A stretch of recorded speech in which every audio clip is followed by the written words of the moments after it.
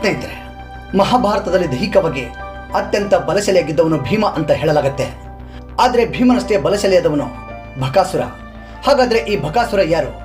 ಅವನಿಗೆ ಒಂದು ದಿನಕ್ಕೆ ಬೇಕಾಗುತ್ತಿದ್ದ ಆಹಾರ ಎಷ್ಟು ಗೊತ್ತಾ? ಇವನ ಪರಾಕ್ರಮ ಹೇಗಿತ್ತು? ಅಷ್ಟೇ ಅಲ್ಲದೆ ಬಕಾಸುರನ ಸಾವು ಎಷ್ಟು ಘೋರವಾಗಿತ್ತು ಗೊತ್ತಾ? ಬನ್ನಿ ಹಾಗಾದರೆ ಈ ಒಂದು ವಿಡಿಯೋ ಮೂಲಕ ಭೀಮ ಹಾಗೂ ಬಕಾಸುರನ ಮಧ್ಯೆ ನಡೆದ ಭೀಕರವಾದ ಯುದ್ಧ ಹೇಗಿತ್ತು ಹಾಗೂ ಬಕಾಸುರನ ಅಂತ್ಯ ಎಷ್ಟು ಘೋರವಾಗಿತ್ತು ಅನ್ನೋದನ್ನು ತಿಳಿದುಕೊಳ್ಳೋಣ.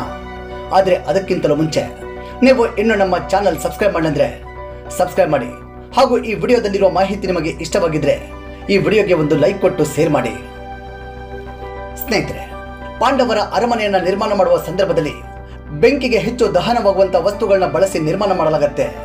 ಹಾಗಾಗಿ ದುರ್ಯೋಧನನು ಪಾಂಡವರ ಅರಮನೆಗೆ ಬೆಂಕಿ ಇಟ್ಟು ಪಾಂಡವರನ್ನ ಒಂದೇ ಬಾರಿ ಕೊಲ್ಲಲು ಸಂಚು ರೂಪಿಸಿದ್ದ. ಆದರೆ ಪಾಂಡವರು ಆ ಅವಘಡದಿಂದ ಪಾರಾಗಿ ಬದುಕುಳಿದು ಹೊರಬರ್ತಾರೆ.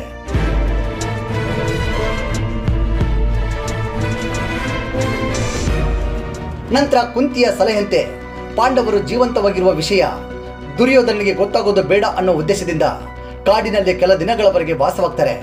ನಂತರ ಕಾಡಿನಿಂದ ತಮ್ಮ ಪಯಣವನ್ನು ಮುಂದುವರಿಸಿದ ಪಾಂಡವರಿಗೆ ಮಾರ್ಗ ಮಧ್ಯದಲ್ಲಿ ವ್ಯಾಸ ಮಹರ್ಷಿಗಳು ಭೇಟಿಯಾಗಿ ಅವರನ್ನ ಏಕಚಕ್ರ ನಗರಕ್ಕೆ ಕರೆತಂದು ಅಲ್ಲಿ ಒಬ್ಬ ಬ್ರಾಹ್ಮಣರ ಮನೆಯಲ್ಲಿ ಪರಿಚಯಿಸಿ ಅವರನ್ನ ಅಲ್ಲೇ ಉಳಿಯಲು ಅವಕಾಶ ಮಾಡಿಕೊಡ್ತಾರೆ.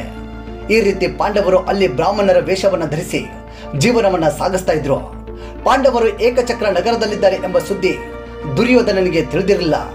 ಪ್ರತಿದಿನ ಪಾಂಡವರು ಭಿಕ್ಷೆ ಬೇಡಿ ಆಹಾರವನ್ನು ತರುತ್ತಿದ್ರು. ರಾತ್ರಿ ಕುಂತಿಯು ತಂದ ಆಹಾರವನ್ನು ಹಂಚುತ್ತಿದ್ರು. ಅವರು ಭಿಕ್ಷೆ ಬೇಡಿ ತರುತ್ತಿದ್ದ ಆಹಾರದಲ್ಲಿ ಒಂದು ಭಾಗವನ್ನು ಕುಂತಿಯು ಭೀಮನಿಗೆ ನೀಡಿ ಇನ್ನುಳಿದ ಅರ್ಧ ಭಾಗವನ್ನು 4 ಮಕ್ಕಳೊಂದಿಗೆ ಕುಂತಿ ತಾಯಿಯು ಜೊತೆಗೂಡಿ ಊಟ ಮಾಡ್ತಿದ್ರು. ಹೀಗೆ ಏಕಚಕ್ರ ನಗರದಲ್ಲಿ ಪಾಂಡವರು ಕೆಲ ದಿನಗಳನ್ನ ಕಳೀತಾರೆ. ಆದರೆ ಒಂದು ದಿನ ಮನೆಯಲ್ಲಿ ಭೀಮ ಹಾಗೂ ತಾಯಿ ಕುಂತಿ ಇಬ್ಬರೇ ಇದ್ರು. ಮಿಕ್ಕ 4 ಭಿಕ್ಷೆಗೆ ಹೋಗಿದ್ರು. ಆಗ ಇದ್ದಕ್ಕಿದ್ದಂತೆ ಅವರ ಮನೆಯ ಪಕ್ಕದಿಂದ ಯಾರೋ ಜೋರಾಗಿ ಅಳುತ್ತಿರುವಂತಹ ಶಬ್ದ ಕೇಳಿಬರುತ್ತೆ. ಇದರಿಂದಾಗಿ ಗಾಬರಿಯಾದ ಕುಂತಿ ಅವರ ಮನೆಯಲ್ಲಿ ಏನಾಗ್ತಿದೆ ಅಂತ ನೋಡೋದಕ್ಕೆ ಹೋಗ್ತಾರೆ. ಆಗ ಆ ಬ್ರಾಹ್ಮಣನು ಹೇಳ್ತಾನೆ, ಈ ಊರಿನ ಹೊರಗೆ ಒಬ್ಬ ಬಕಾಸುರನೆಂಬ ರಾಕ್ಷಸನಿದ್ದಾನೆ. ಆ ಬಕಾಸುರನು ಅವನಿಗೆ ಮನ ಬಂದಂತೆ ಈ ಊರಿನ ಜನರನ್ನ ಕೊಂದು ಹಾಕ್ತಿದ್ದ. ಸಿಕ್ಕ ಜನರನ್ನ ತನ್ನ ಆಹಾರವಾಗಿ ತಿಂದು ಹಾಕ್ತಿದ್ದ. ಇದರಿಂದಾಗಿ ಈ ಊರಿನ ಮುಖ್ಯಸ್ಥರು ಆ ರಾಕ್ಷಸನ ಬಳಿ ಹೋಗಿ ಒಂದು ಒಪ್ಪಂದವನ್ನು ಮಾಡಿಕೊಂಡ್ರು. ಆ ಒಪ್ಪಂದದ ಪ್ರಕಾರ ಪ್ರತಿದಿನ ಒಂದೊಂದು ಮನೆಯಿಂದ ಒಂದು ಗಾಡಿಯಷ್ಟು ಭಕ್ಷ್ಯ ಭೋಜನವನ್ನು ತುಂಬಿಕೊಂಡು ಹಾಗೂ ಅದರ ಜೊತೆಗೆ ಒಬ್ಬ ಮನುಷ್ಯನನ್ನ ಕಳುಹಿಸಿಕೊಡಬೇಕಾಗಿತ್ತು. ಇಲ್ಲಿಯವರೆಗೂ ಆ ಬಕಾಸುರನಿಗೆ ಆಹಾರವನ್ನು ತೆಗೆದುಕೊಂಡು ಹೋದವರು ಯಾರೊಬ್ಬರು ಕೂಡ ಹಿಂದಿರುಗಿ ಬರಲೇ ಇಲ್ಲ.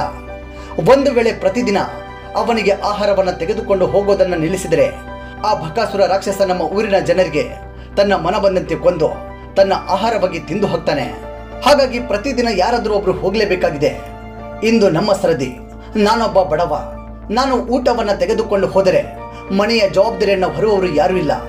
ನನ್ನ ಹೆಂಡತಿ ಹೋದರೆ ನನ್ನ ಮಕ್ಕಳು ಅನಾಥರಾಗ್ತಾರೆ.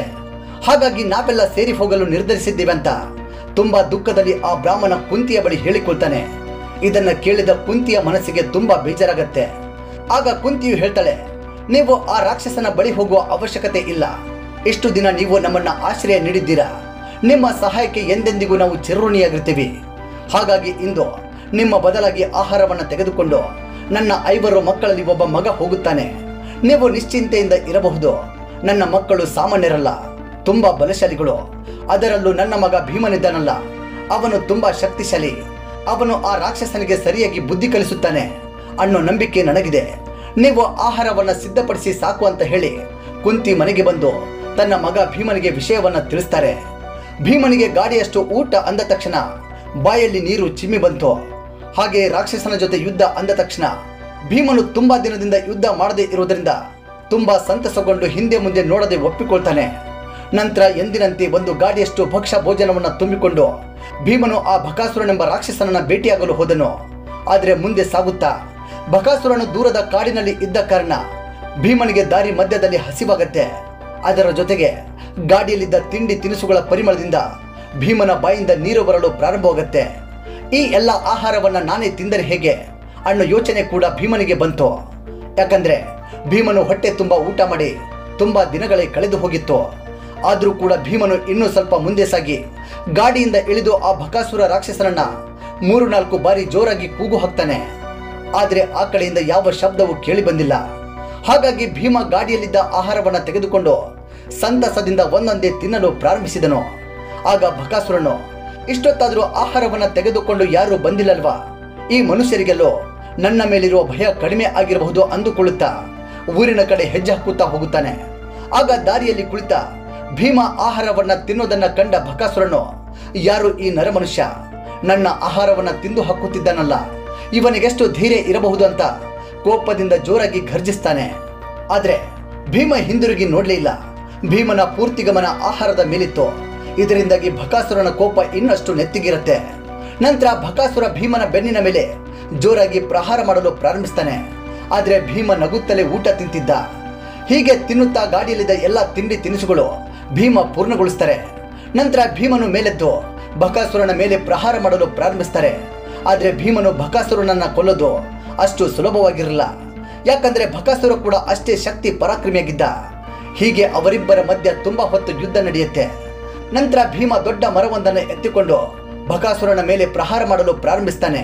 ಕೊನೆಗೆ ಅವರಿಬ್ಬರ ನಡುವೆ ತುಂಬಾ ಘೋರವಾಗಿ ಯುದ್ಧ ನಡೆದು ಭೀಮನು ಬಕಾಸುರನನ್ನ ಕೊಂದು ಹಾಕ್ತಾನೆ. ನಂತರ ಬಕಾಸುರನ ದೇಹವನ್ನ ಭೀಮನು ಏಕಚಕ್ರ ನಗರಕ್ಕೆ ತಂದು ಎಸೆತಾನೆ. ಬಕಾಸುರ ಸತ್ತು ಹೋಗಿದ್ದನ್ನು ಕಂಡು ಆ ಏಕಚಕ್ರ ನಗರದ ಜನರೆಲ್ಲ ತುಂಬಾ ಸಂತಸ ಪಡ್ತಾರೆ. ಆದರೆ ಬಕಾಸುರನನ್ನ ಕೊಂದದ್ದು ನಾನೇ ಅಂತ ಭೀಮ ಯಾರನ್ನು ಕೂಡ ಹೇಳಲಿಲ್ಲ. ಹೀಗೆ ಭೀಮನಿಂದ ಬಕಾಸುರನ ಘೋರ ಅಂತ್ಯವಾಗುತ್ತೆ. ಇನ್ನು ಭೀಮನ ಜನನ ಹೇಗಾಯ್ತು ಅಂತ ನೀವು ಕೇಳಿದ್ರೆ ಗಾಬರಿ ಆಗ್ತೀರಾ. ಹೌದು, ಆ ದಿನಗಳಲ್ಲಿ ಪಾಂಡುರಾಜ ಕುಂತಿಯ ಜೊತೆ ಕಾಡಿನಲ್ಲಿದ್ರು. ಅವರಿಬ್ಬರಿಗೂ ಮುದ್ದಾದ ಅತ್ಯಂತ ಬಲಶಾಲಿಯಾದ ಮಗುವೊಂದು ಜನನವಾಗುತ್ತೆ. ಆ ಸಂದರ್ಭದಲ್ಲಿ ಮಗು ತಾಯಿಯ ತೊಡೆಯಿಂದ ಜಾರಿ ಬಂಡೆಯ ಕೆಳಕ್ಕೆ ಬಿದ್ದು ಹೋಗುತ್ತೆ. ಬಿದ್ದ ರಭಸಕ್ಕೆ ಮಗು ಒಂದು ದೊಡ್ಡ ಬಂಡೆಗೆ ಅಪ್ಪಳಿಸುತ್ತೆ. ಆಗ ಗಾಬರಿಯಿಂದ ಪಾಂಡುರಾಜ ಹಾಗೂ ಕುಂತಿ ಓಡಿ ಬಂದು ಮಗುವಿಗೆ ಏನಾಯ್ತು ಅಂತ ನೋಡಿದಾಗ ಮೇಲಿಂದ ಮಗು ಬಿದ್ದ ರಭಸಕ್ಕೆ ಆ ಬಂಡೆ ಒಡೆದು ಪುಡಿ ಪುಡಿ ಆಗಿ ಹೋಗಿತ್ತು. ಆದರೆ ಮಗುವಿಗೆ ಮಾತ್ರ ಏನನ್ನೂ ಆಗದೆ ಆ ಮಗು ನಗುತ್ತಲೇ ಇತ್ತು. ಆ ಮಗು ಬೇರೆ ಯಾರು ಅಲ್ಲ, ಭೀಮ. ಇದರಿಂದಾಗಿ ನಾವೆಲ್ಲ ಅರ್ಥ ಮಾಡಿಕೊಳ್ಳಬಹುದು ಭೀಮ ಎಷ್ಟು ಬಲಶಾಲಿಯಾಗಿದ್ದನು ಅಂತ. ಹಾಗಾದ್ರೆ ನಿಮ್ಮ ಪ್ರಕಾರ ಭೀಮನಿಗಿಂತ ಹೆಚ್ಚು ಬಲಶಾಲಿಯಾದವನು ಮಹಾಭಾರತದ ಕಥೆಯಲ್ಲಿ ಯಾರಾದರೂ ಇದ್ದಾರಾ ಅನ್ನೋದನ್ನ ಕಾಮೆಂಟ್ ಮೂಲಕ ಶೇರ್ ಮಾಡಿ. ಹಾಗೂ ಈ ವಿಡಿಯೋದಲ್ಲಿರೋ ಮಾಹಿತಿ ನಿಮಗೆ ಇಷ್ಟವಾಗಿದ್ರೆ ಈ ವಿಡಿಯೋಗೆ ಒಂದು ಲೈಕ್ ಕೊಡೋದನ್ನು ಮರಿಬೇಡಿ. ಹಾಗೂ ಇನ್ನಷ್ಟು ಇಂತಹ ಮಾಹಿತಿಗಳಿಗಾಗಿ ನಮ್ಮ ಜೀವನ್ ಜ್ಯೋತಿ ಕನ್ನಡ ಚಾನೆಲ್ನ ಸಬ್ಸ್ಕ್ರೈಬ್ ಮಾಡಿ ಹಾಗೂ ಪಕ್ಕದಲ್ಲಿರುವ ಬೆಲ್ ಐಕಾನ್ ಪ್ರೆಸ್ ಮಾಡಿ. ಧನ್ಯವಾದಗಳು.